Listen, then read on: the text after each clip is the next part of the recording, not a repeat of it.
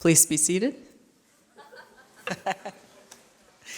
Thank you so much for coming to join us this Saturday morning, this rainy morning, for the second half of our colloquy in honor of Eva Brann. We have 2 lectures this morning, followed by a question period afterwards in the conversation room. Our speakers this morning are Miss Joan Silver, a tutor at St. John's College in Annapolis, who has known Miss Brann since she was 19 years old, and Miss Janet Dougherty, who is a tutor at our sister campus in Santa Fe and has had many conversations and seminars with Miss Brann, including seminars on Tolstoy, Plato, and cowboy novels. Our first speaker is Miss Silver this morning. Please join me in welcoming her.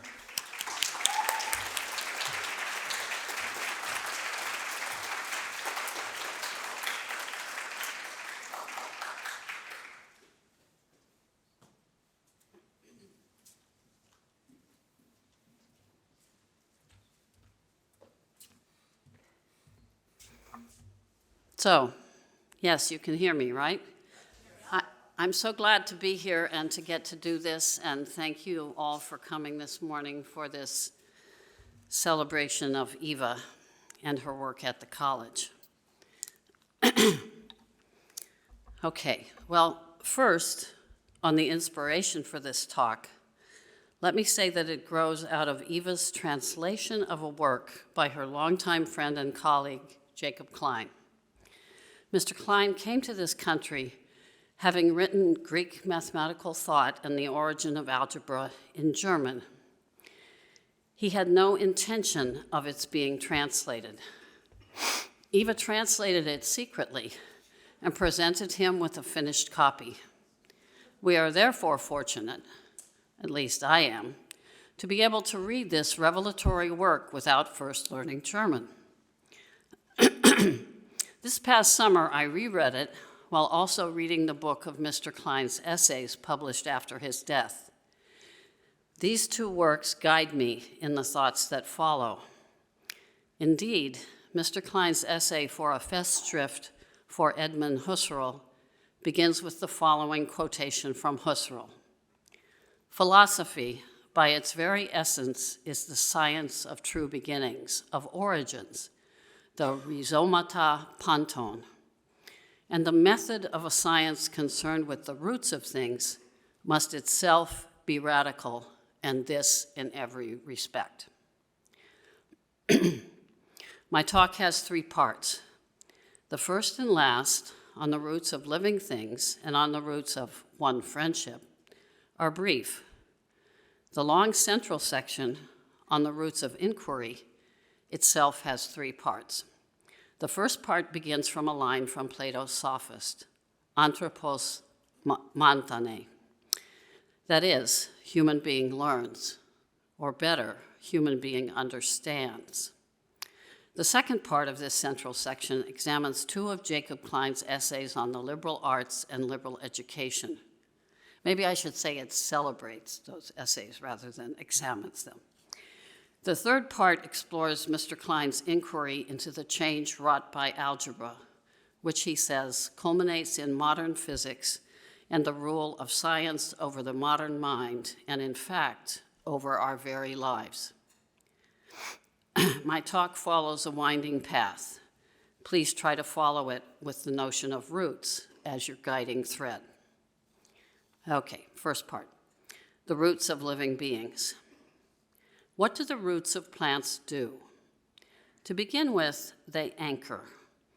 The radical is the first part to emerge from the seed. It fixes the plant in position, moors it to a place. As the plant above ground grows, so do the roots. They go down and in any direction that will nourish the plant. They bring in water and what food the plant needs that is not gathered in by the leaves and branches. The roots also support the plant, help it to stand, grow tall, and branch out. Researchers are beginning to posit an additional work that roots do, championed earlier by Charles Darwin, that of directing the plant's growth, taking charge of the plant as a whole. What is called plant signaling converges at the tip of the root, leading to the notion of the root brain. Those who have studied the magnolia tree, as our freshmen do, will have the question, what is it in the tree that has a sense of the whole, of the oneness of the plant? What decides where and in what direction growth should happen? We thus come to the notion of a ruling beginning, a true arche of the plant. The roots of things in everyday speech have come to mean just such an arche. It is in this sense that Husserl uses the word roots in the quotation above. Thus we turn to the talk's central section, the roots of inquiry. So, first part of central section, anthropos manthane. In Plato's Sophist, the stranger and Theaetetus, in their search for the sophist, have just established that non-being has a sort of being in the form of the other, that is, the other of any being, just as each of you in the audience is other than I am, and you are other than each other, so you are not I. That's my non-being. I am not you. Okay, so the great task of showing that non-being has a kind of being is for the sake of showing that false speech can be. Since in 5 of 6 paths the stranger and Theaetetus have taken in their hunt for the sophist, false speech has turned up as essential to the sophist's work. But if to speak falsely is to say what is not, that such non-being can in fact be, must be demonstrated. So, given that non-being has being in the form of the other of anything that is, the stranger wants to discover where in our speech this non-being is to be found. First, he and Theaetetus established that there are primarily 2 sorts of words, nouns and verbs. They look next for what produces speech, logos, and discover that neither a list of nouns nor a list of verbs does so. The stranger goes on to explain, for in neither this way, saying lion, deer, horse, nor in the way mentioned before, saying walks, runs, sleeps, does what is uttered indicate the action or inaction or beinghood of a thing that is or a thing that is not. This is the stranger speaking. Until someone blends verbs and nouns. Then they fit together, and their first interweaving straight off becomes speech, very nearly the first and smallest of speeches.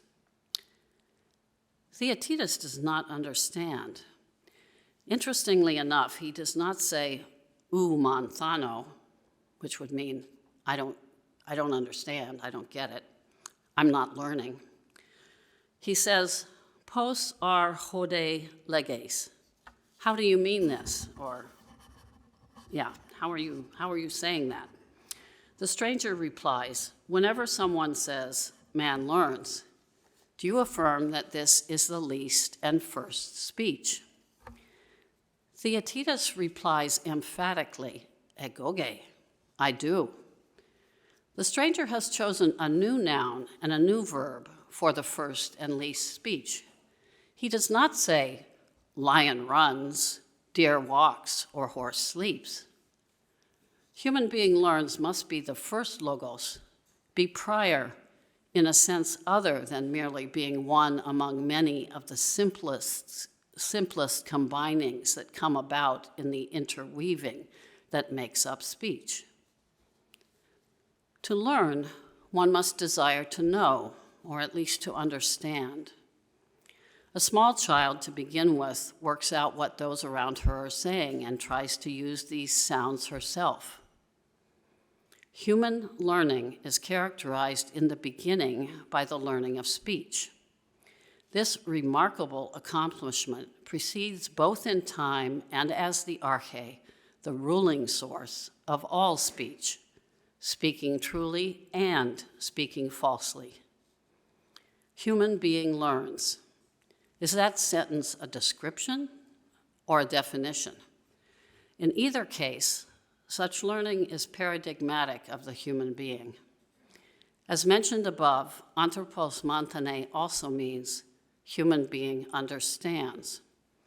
When the child says, mama, he understands to whom he is calling out, first understanding the word as a vocative and only later as a subject of a sentence, even later still as referring to mothers other than his own. But each understanding is genuine and a genuine part of the learning of the child.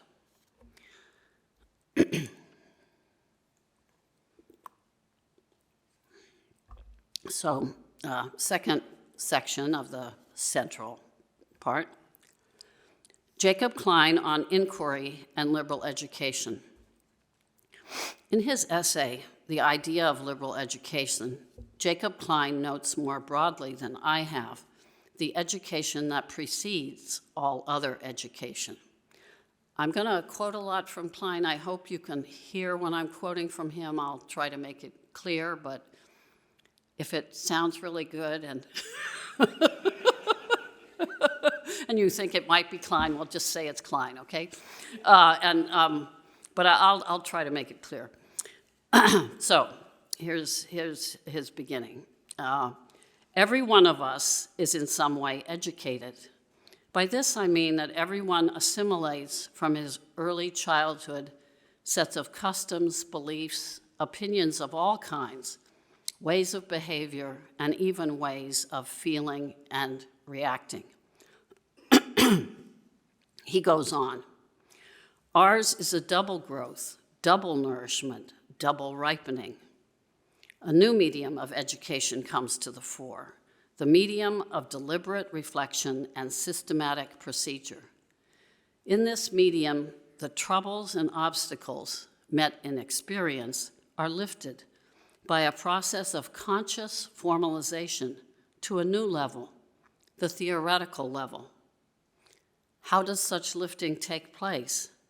How is elemental education transformed into formal education? Here he answers himself. He says, our questioning.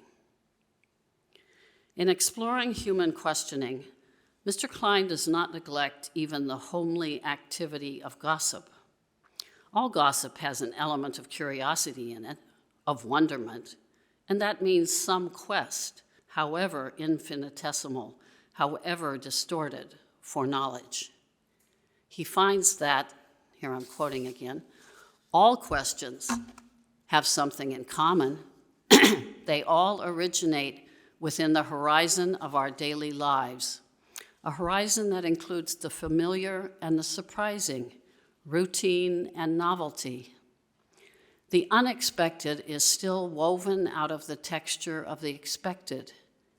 And it is this frame of the fundamentally familiar that actually allows us to formulate our questions.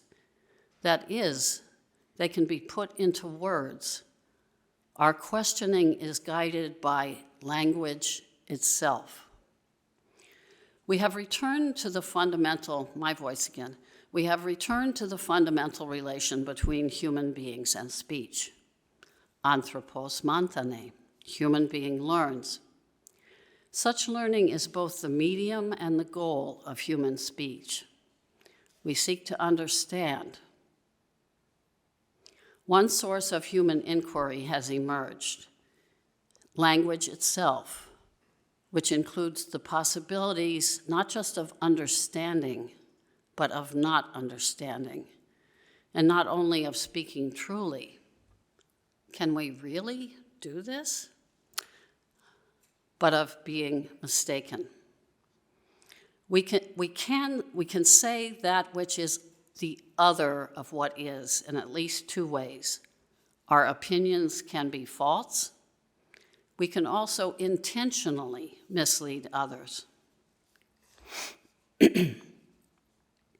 Mr. Klein suggests that our initial ways of questioning, now I'm quoting, depend on a quite different kind of questioning. We do occasionally stop altogether and face the familiar as if for the first time. Anything, a person, a street, the sky, a fly. We take a deep look at things, at people, at words, with eyes blind to the familiar. We reflect. Plato has a word for it, metastrophe, or periagoge, a turnabout, a conversion. We convert the known into an unknown. We wonder. And we burst out with that inexorable question, why is that so? This why calls myself into question with all my questioning. It compels me to transcend the limits of my horizon. That is, it educates me. It gives me freedom to go to the roots of all my questioning. I quote Mr. Klein at such length because to me, his way of characterizing the liberal arts gives the deepest and truest foundation of what we do at St. John's College. That is, in the program to which Eva has devoted her life.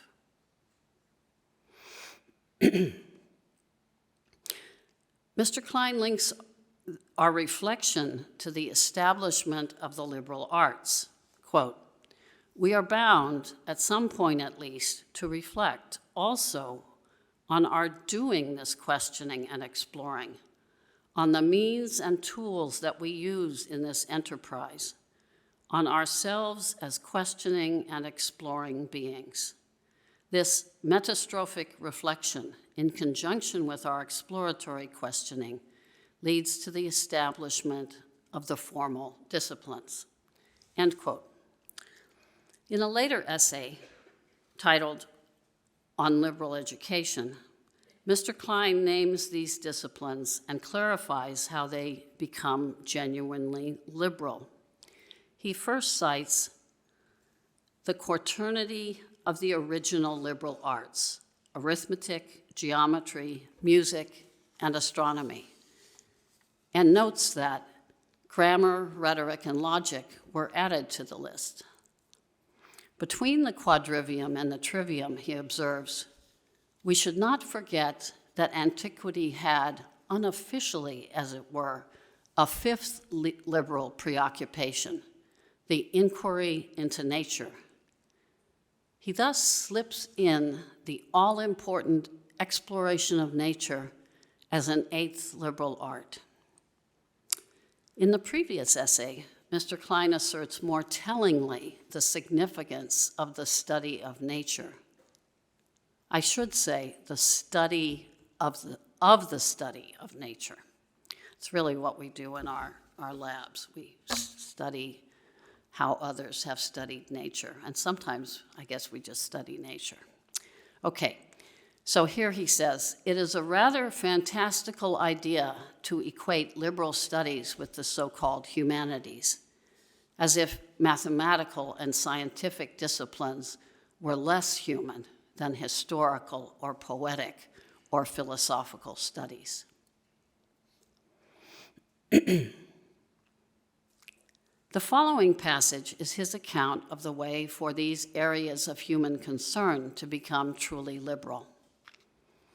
Integral knowledge was not achievable in any of the 7 arts. That is why it is proper that they preserve the name of arts, in contradistinction to knowledges, scientiae epistemae. Philosophical wisdom was meant to supply what they were lacking. We are thus justified in setting down as a first rule that liberal education requires, for the learner as well as the teacher, the practice of philosophical reflection and the awareness of its guiding role. Mr. Klein demonstrates such reflection and simultaneously discovers the intersection of one liberal art with another in the following passage. The phenomenon of language presents itself the phenomenon of language presents itself to us in all its strangeness. We reflect about it. The act of speaking presupposes the distinguishing of one word from another and the relating of one word to another. It presupposes, that is, counting. For counting is distinguishing and at the same time relating one thing to another. We have returned to the sameness and otherness of all the things that are. We can count because we see the sameness and otherness of what is immediately present to us.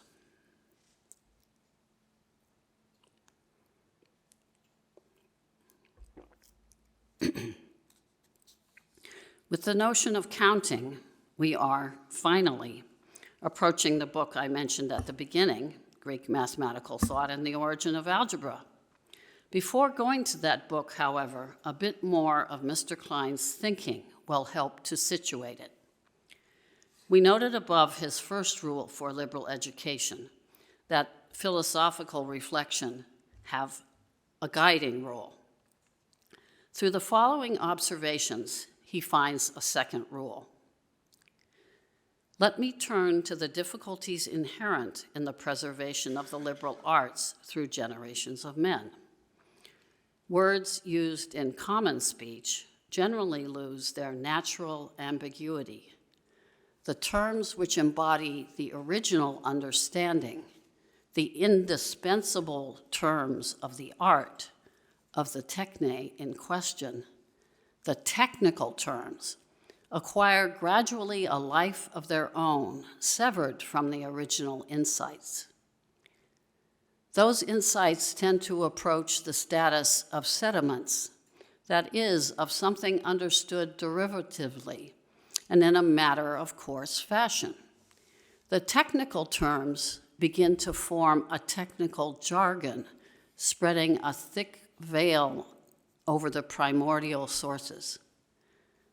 We are therefore justified in setting down as a second rule that liberal education has to counteract the sedimentation and to find the proper ways of doing this. Mr. Klein then describes the St. John's program as embodying such proper ways. Indeed, one can see the foundations of the St. John's program in his two rules. They together imply the need to go to the roots of what we study and to the roots of the liberal arts themselves.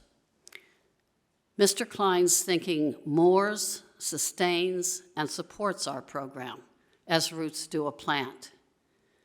His account secures us to our place within the world of human thought, provides nourishment for inquiry into the great works we study, and undergirds our program and the directions in which it has grown and might still grow. Mr. Klein shows us that the study of the liberal arts is not itself liberal education. For such education, we must inquire even into the roots of these arts. His thinking serves for us as a taproot, an arche, a guiding source. Okay, now I'm to the book. So this is must be the final section of my central section. Greek Mathematical Thought and the Origin of Algebra. In his book, named above, Mr. Klein does his own desedimentation and philosophical reflection on the origin of what he characterizes as the edifice of modern mathematical physics. What he unearths, I will first put simply. In ancient mathematics, what we study, be it a figure or a number, is given to us immediately. And just as a figure given to us in a proof is always a particular figure, so too a number, an arithmos, is always a definite number of definite things. When we turn to modern mathematics, mathematics after Descartes, the object of study, or better, the means by which we seek solutions, is a symbol, a mere sign. Such a sign stands for a concept which itself refers to another concept, but we treat it, and this is the pivotal step, as if it itself refers to an object which is given to us immediately. I will now put the above not so simply, but in the language employed by Mr. Klein. The arismos, that definite number of definite things, intends both a particular definite number and also, quote, the things insofar as they are present in this number, end quote. Thus, 5 dogs intends both 5, a definite number, and dogs, a definite sort of thing. Such intending things that are, all one hyphenated, directly, is called by Mr. Klein, from the definitions of the medieval schools, first intentional. It does not matter that the words we use in such intending are themselves concepts. When I say, my dog is black, the words dog and black are both concepts, but within my sentence, they mean, that is, they intend immediately my dog and its color. Through Viet's reinterpretation of the mathematics of Diophantus and Descartes' subsequent development of algebra, the numbers and figures of Euclid are transformed by what Mr. Klein calls a symbol-generating abstraction into, indeed, mere symbols. Thus, the A in an equation involving the term AX, or the figure used to compute a square root, no longer intend a definite number of definite things or the circles and lines themselves. The A now merely symbolizes, as do the lines and circles. They no longer mean something, that is, mean a thing, a being.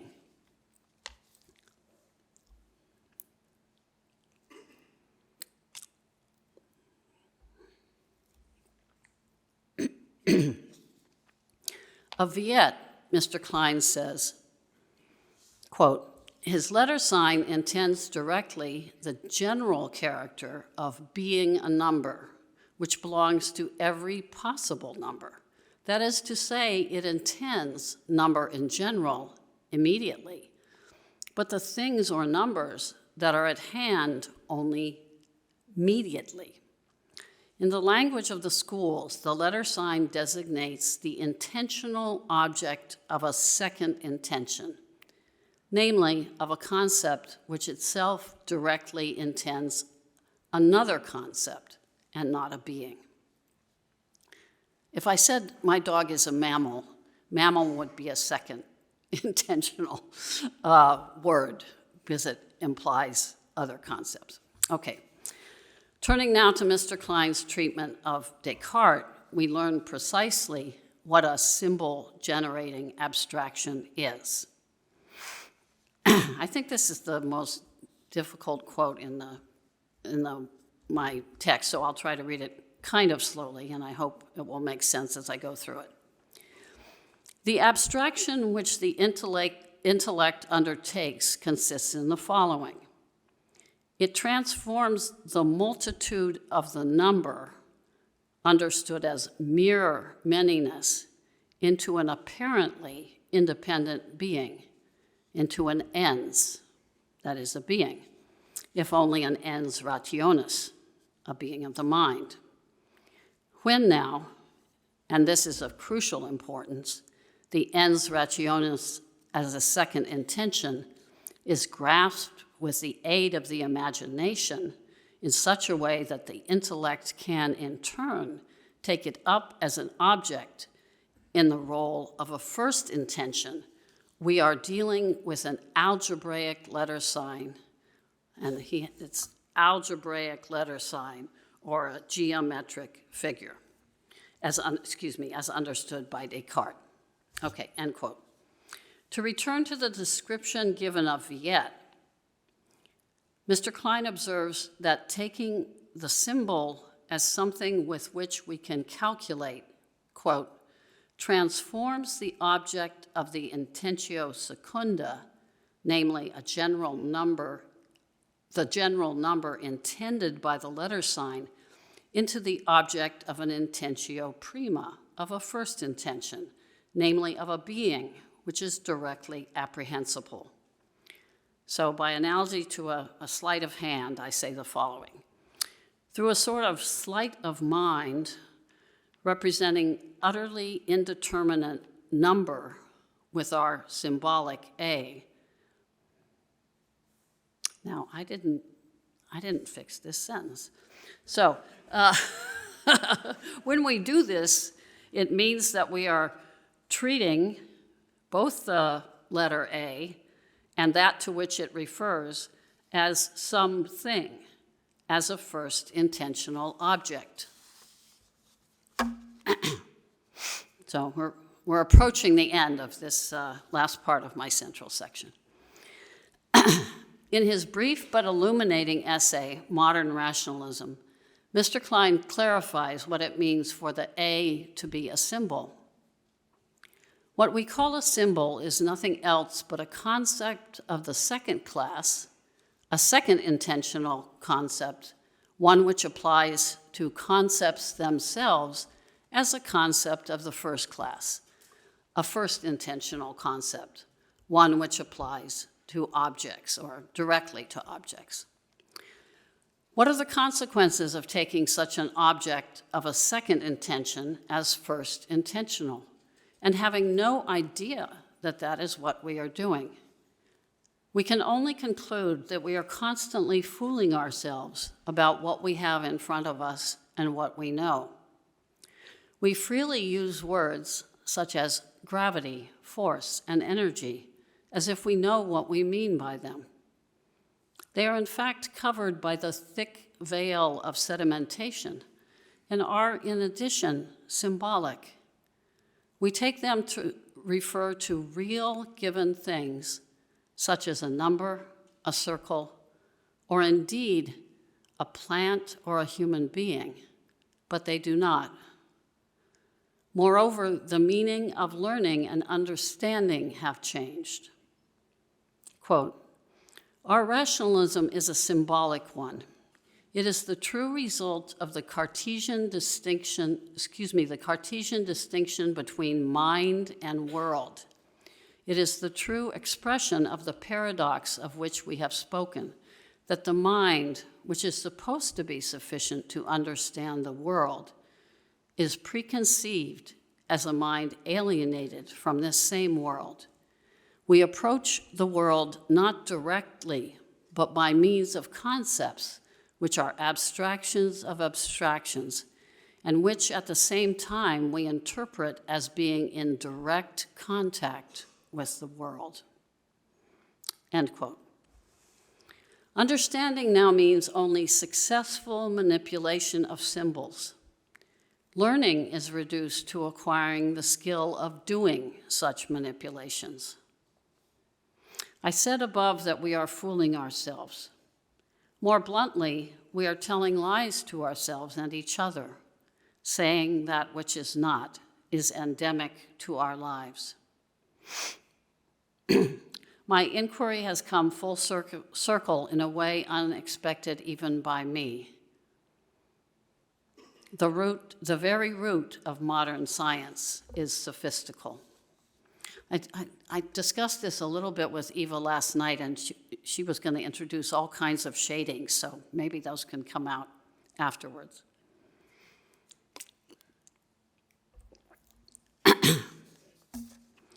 Two more quotations will make clearer the source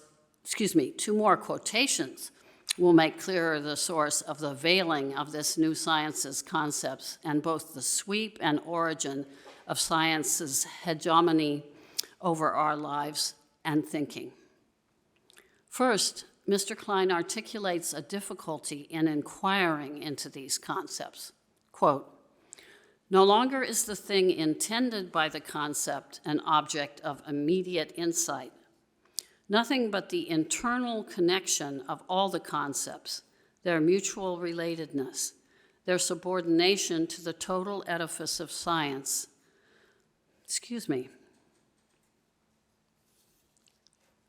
Nothing but the internal connection of all the concepts, their mutual relatedness, their subordination to the total edifice of science, determines for each of them a univocal sense. The new science interprets them with reference to the function which each of these concepts has within the whole of science. Thus, every one of the newly obtained concepts is determined by reflection on the total context of that concept. Every one of them belongs to a new conceptual dimension.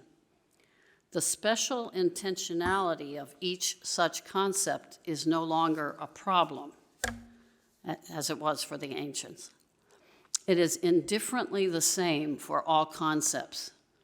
It is a medium beyond reflection in which the development of the scientific world takes place. This medium beyond reflection reveals the realm of scientific thought as one in which its concepts are taken simply to be without deeper inquiry. None of them can be questioned without questioning the entire structure. The following passage delineates this new science's range. Quote, Descartes' great idea now consists of identifying the general object of this mathesis universalis, which can be represented and conceived only symbolically, with the substance of the world, with corporeality as extension. Thus, insofar as modern science, this is my own voice again. Thus, insofar as modern science can be said to descend from Descartes, its consequences cover anything that we might inquire into in our world, since both philosophically and mathematically, Descartes has blocked off anything but extension from our knowing.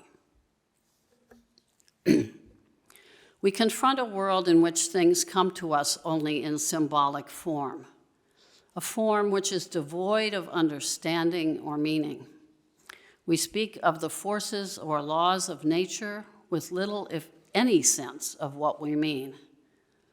We have power over what we call nature, but live in alienation from whatever nature might be. Only by inquiring into what lies behind such words can we begin to understand what they mean. In addition, as we unearth the assumptions on which mathematical physics in all its ramifications rests, we must decide whether we will embrace either the definition of the natural or of the human given by these assumptions. Is there a way for us to gain or regain a relation to the natural that will restore its nature and our humanness, put us in a right relation to each other? Mr. Klein proposes a remedy for our taking the symbolic, that which refers to no thing, for the real. Quote, there may be ways to overcome this symbolic unreality. One of the ways is to understand how ancient science approached the world. End quote. We at St. John's College are fortunate to take this on as part of our work. Okay, final section. The roots of a friendship. So, my own exploration of roots of plants, of inquiry, of our program at St. John's, and in addition of modern mathematical physics, brings me to the woman through whom so much of what Jacob Klein thought and wrote has come to our community. Thus, the friendship of which I mean to try to uncover the roots, maybe Ms. Dougherty will enlighten me further in her talk. Anyway, that friendship of which I mean to attempt to uncover the roots is my friendship with Eva. We met over 50 years ago. We both remember the occasion, a dinner at the house of the president of the funny little experimental college I went to, a college meant to be the marriage of St. John's and the Peace Corps. I'd never heard of St. John's before this little college I went to. Okay, neither Eva nor I can remember what was said to give rise to the bond which would last these 50-plus years. But both remember a discovery of something in common. As we, all of us, I mean, might remember, koina ta ton philon, that is, the things of friends are in common. Thinking about that saying over the years, I found it to pose a question.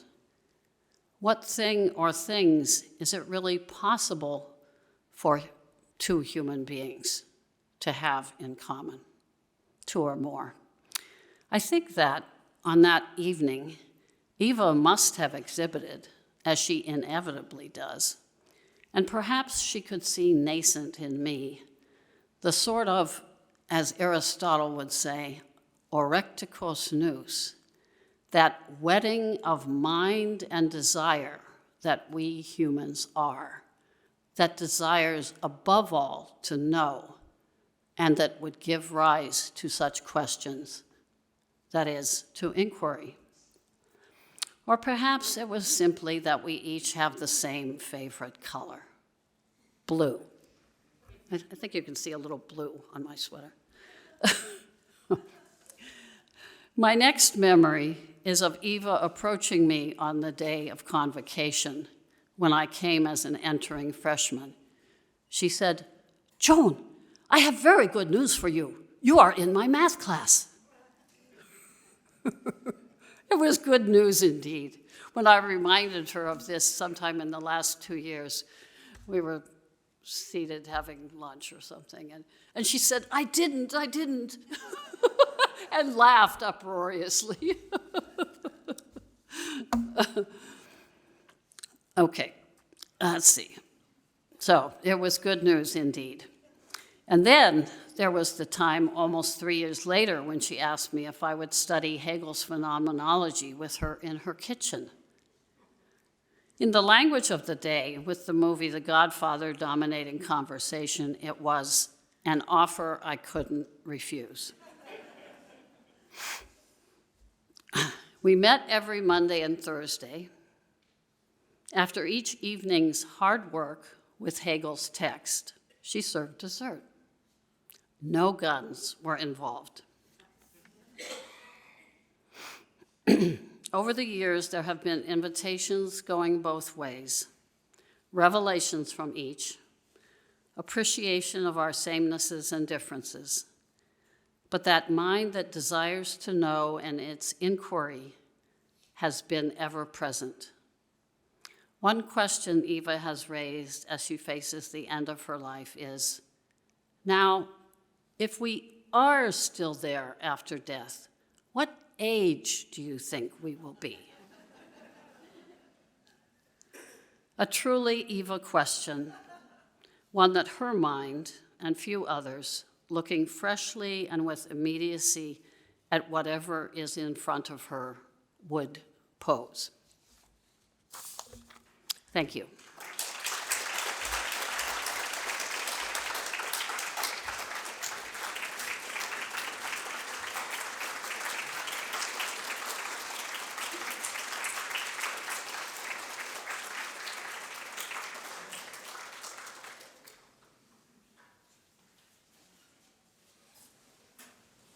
Okay, it's a double header. You ready for another one?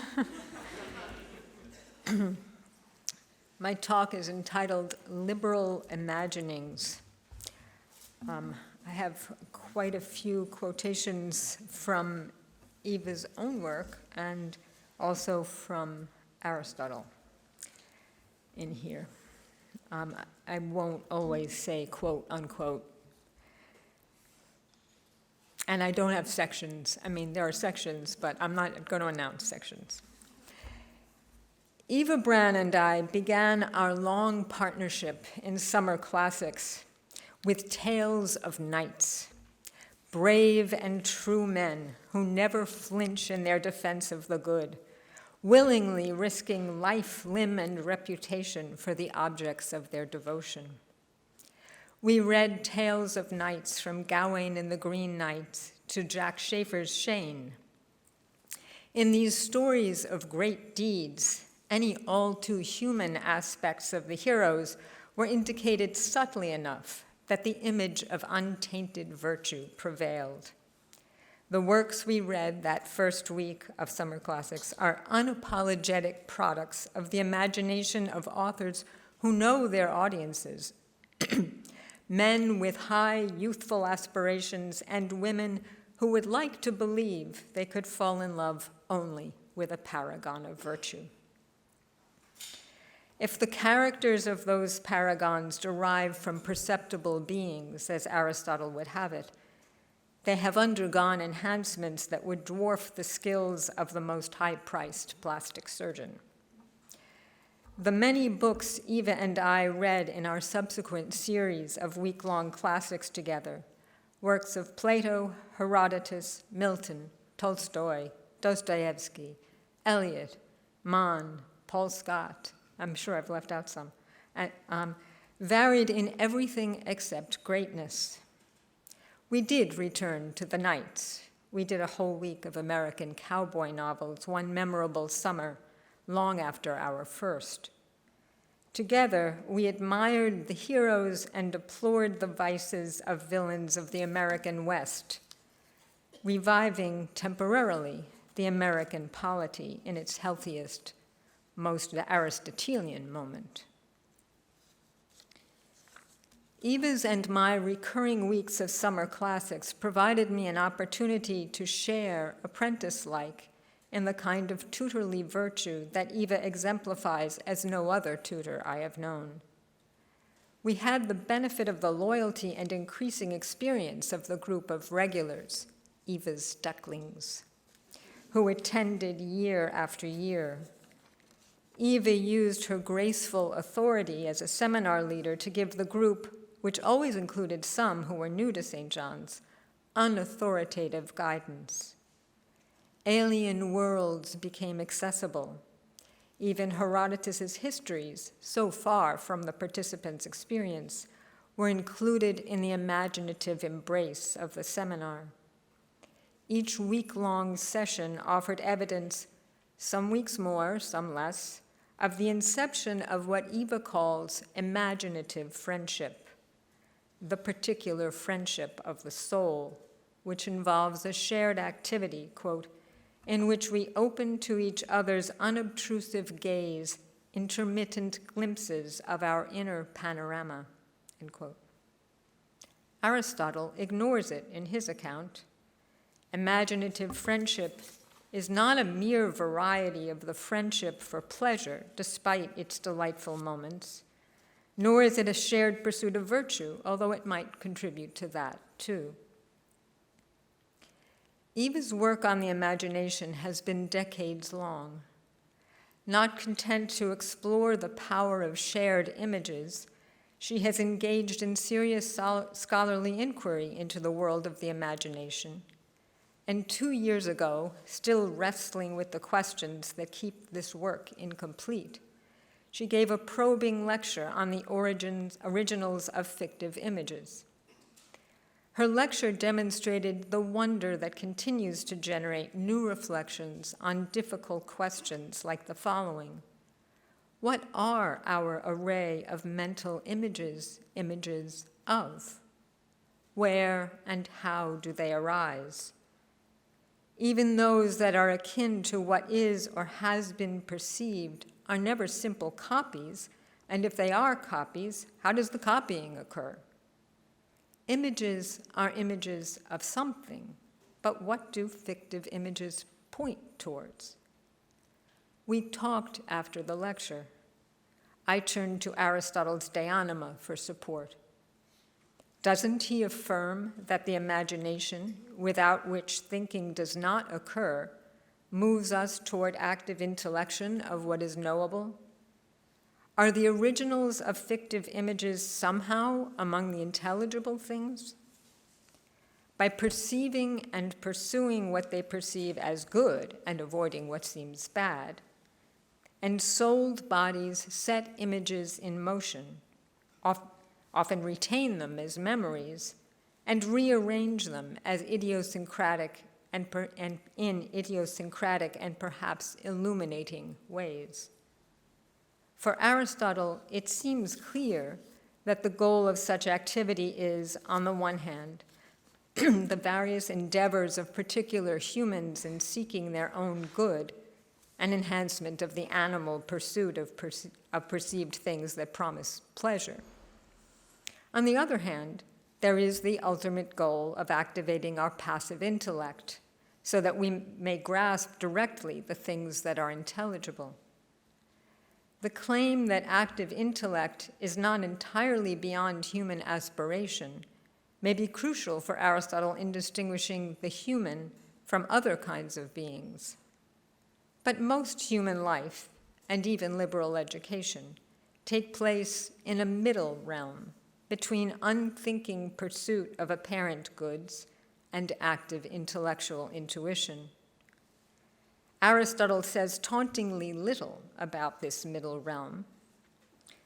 In her written work, as I see it, Eva displays the depth of her reflections on precisely that realm. She says, quote, "So it is our way of being to be involved in discerning images from originals. To be an embodied human being is to live with, to be implicated in the original image duality," end quote. This seems fairly Aristotelian, for Aristotle acknowledges the importance of imagination for both thought and action. But on the last page of the same book, Eva departs forcefully from Aristotle and in so doing describes the basis for our middleness, end quote. I'm quoting. "The originals I have postulated are not forms, ideas, or universals, but mongrels, unwelcome in straight-laced philosophy, at once discarnately transcendent and sensorially mundane, dwellers in that notional middle place between heaven and earth, which is descriptively identical to paradise," end quote. That middle place is the shared place in which imaginative friendship develops, and that friendship is, I infer, the activity through which liberal education proceeds. Eva's reflections illuminate not only her life's work as a tutor, but the possibility of liberal education in general. I will say more about imagination and liberal education, but first, I will take a detour through some of Aristotle's De Anima to reveal the gaps Eva opens up and explores. Does Aristotle help in clarifying Eva's quest for the origins of images, especially fictive images?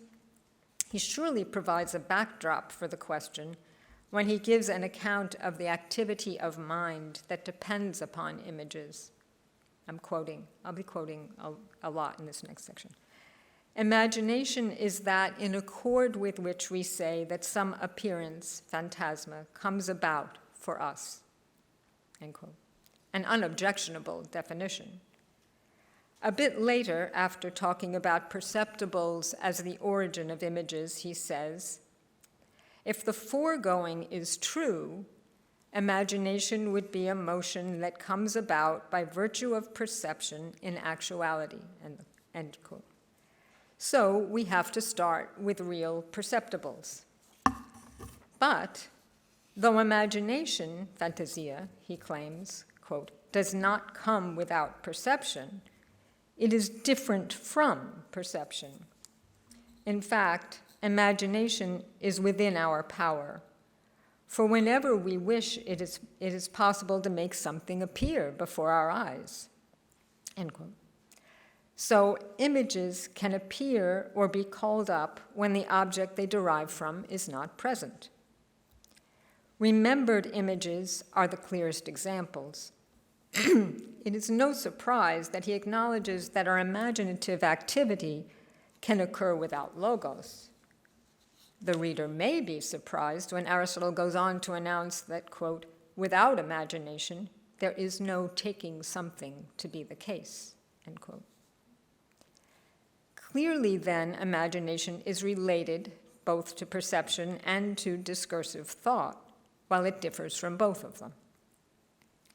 But what about our modified memories and the apparently brand new images we seem to conjure out of nothing? And why do some images have such powerful affects? However often we let ourselves be moved and preoccupied with images, we recognize them as things that are and are not what they represent. How do we manage to hold them in our minds while withholding our assent to their reality? Aristotle says simply and bluntly that most imaginations are false. Nonetheless, both animals and humans do many things as a consequence of imagination, he reports. In the case of human beings, this is because intellect is, he says, covered over by passions, disease, or sleep. This criticism strikes home, especially the part about the passions. But Eva makes a different claim.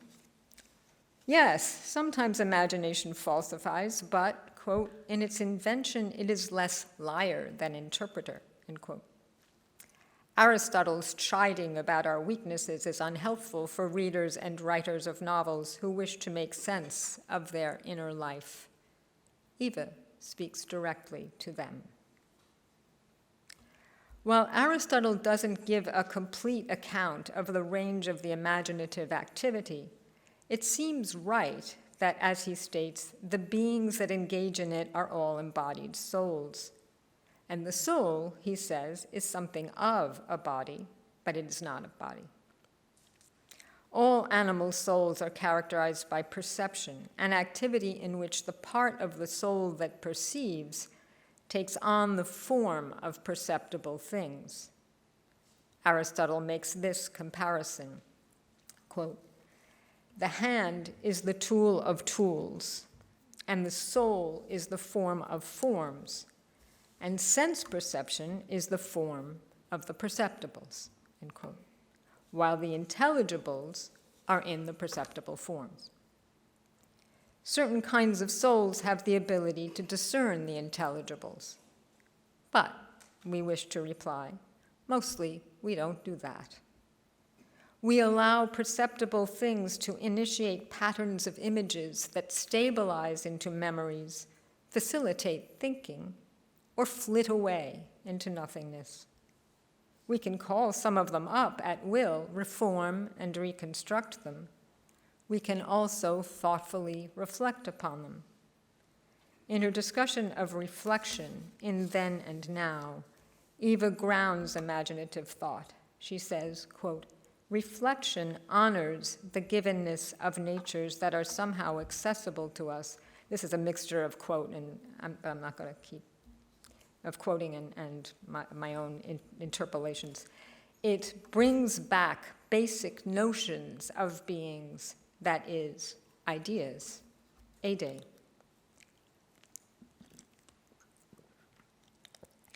There is, of course, the danger that images may interfere with our grasp of that of which they are images. They may supplant reality and mislead us.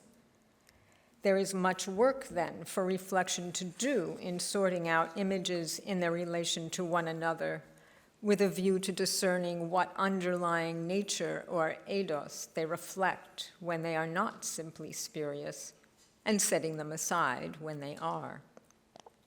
Our souls have the capacity to respond to true forms, according to Aristotle. But how do intelligibles become actual in souls? Eva's discussion of reflection seems to provide a necessary link between images and what is. But recall Eva's departure from straight-laced philosophy. I'm quoting again. The originals of fictive images I have postulated are not forms, ideas, or universals, but mongrels, end quote. Do these mongrels have anything in common with Aristotle's intelligibles? Are they intermediaries between perceptibles and intelligibles? And what initiates reflection? I can't imagine that reflection isn't driven by some good or the hope of one. So my guess is that Eva's mongrel originals have to do with distinguishing the good and the bad. More Aristotle. Aristotle inspires a short-lived hope for clarification of the nature of this pursuit when he says that the good and the bad are of the same genus as the true and the false. But there is no eidos of the good in Aristotle's account, and no sun-like image to compare it to.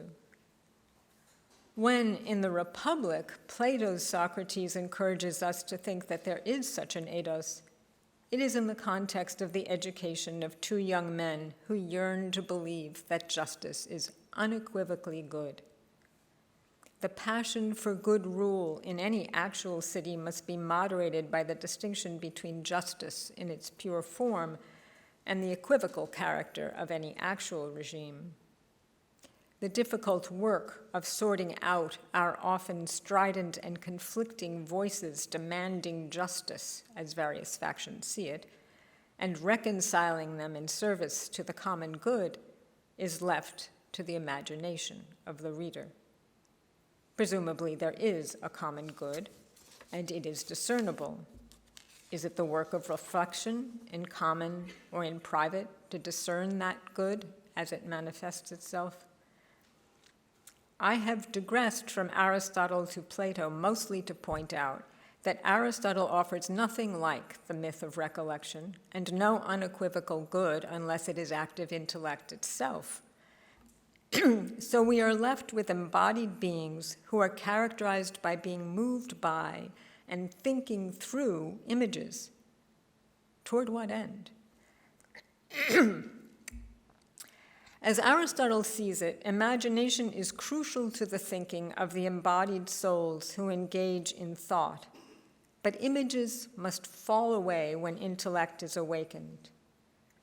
The active intellect may be intrinsically good, and even the good that humans often largely unconsciously strive towards.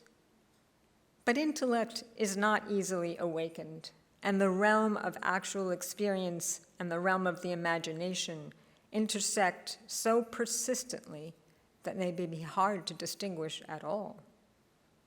Isn't it in the realm of experience that we hope to engage with actual beings and, by the way, their goodness? In De Anima, when Aristotle refers to the genus that includes both the bad and the good and the true and the false, he adds the observation that the good is always good for a particular. His explicit denial of a simple good, unequivocal and complete, dashes any hope we might still have had that there is a single intelligible object toward which our persistent images of goodness point and which they represent. And yet, the good and the bad are not mere appetitive and repulsive responses to perceptibles. What they are and how the imagination helps us distinguish them, if it does at all, urgent questions for reflective human beings, remain so problematic that it is hard to know how even to address them. It is my suggestion, not Eva's, that most of the thoughts that occupy the minds of most human beings have to do with what is good and bad, in the aesthetic or the prudential, if not the ethical sense of the words. The authors of works of fiction exploit, inhabit, and share with their readers good things of all sorts. The words on the pages we read incite new images that, no doubt, reuse and recycle bits of remembered perceptions and earlier creations of our imagination. But they are new to us. Dorothea's emeralds glisten even in the mind's eye of a reader of Middlemarch who has never seen an emerald. The mole on Casaubon's aging face is vividly repulsive, and we never even have to share a room with him. Avid women readers tend to feel strong sympathy for Dorothea, despite our different circumstances. As far as I can tell, there is no intelligible, unchanging truth in all this, but plenty of human sympathy. We know how easy it can be to err and how much is at stake. But Dorothea is a fiction, a product of Eliot's imagination. She has enough in common with some of us readers, or at least with young women we know, to feed her bloodless word image and make it come alive. To become fully active is good for intellect. That is its proper motion, and so it is good.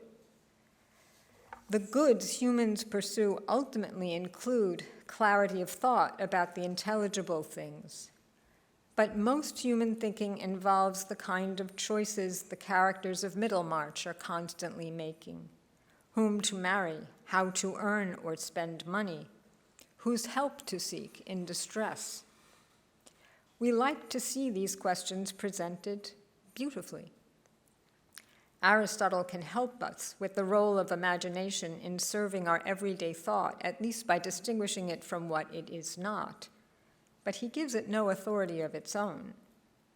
We pursuers of images, fictive or not, must find our own way of reflecting upon how imaginative thinking occurs, and Eva has explored many of its pathways. There do seem to be enduring, if not permanent or universal, human problems or questions. The books we read at the college help us to discern them and to disengage them from the time-bound and conditioned versions we encounter in our own experience. In doing so, they provide the basis for common inquiry and, indeed, friendship. As Eva says, quote, "The books of the tradition speak directly and rousingly to me and my friends, known and unknown," end quote. We are not always focused on articulating such questions. It is sometimes said that the books develop good taste. When we distinguish a good poem or a piece of writing from a mediocre one, it would be unreasonable to focus only on the contribution of the work toward illuminating the truth. We attend to the coherence of the images, the skill with which the poet has chosen precisely the most appropriate words, the attention to their sounds and resonances with one another, and the recognizability of the experience the poem conveys, among other things too numerous to list, because each poem alerts the careful reader to what matters. But if the substance of the poem or other work of poiesis does not lead to recollection of a concern we share, its reading devolves into a mere exercise. And what else can be counted on to concern us but what is good? Eva and I have not read The Brothers Karamazov together, but Dostoevsky provides in it the perfect opportunity for reflection on the truth of images of the good. Alyosha, by the way, no aspiring knight, unlike his brother Dmitri, knows and uses the power of the imagination to forge bonds of friendship with a band of young boys on the occasion of their fellow student, young Ilyusha's death. It is Alyosha who transforms the band of boys, at first almost a gang, by providing not merely a sense, but a memory of the good that will sustain them. Alyosha does have something to work with. As Ilyusha succumbs to his illness, the boys come to realize that they love him. Is this love the real thing? Alyosha acknowledges that their moment of loving goodness won't last. Nor is it false, although the boys mercilessly attacked the now dead Ilyusha not much earlier. But it is fleeting. The boy's shared experience of goodness is a memory almost before it occurs.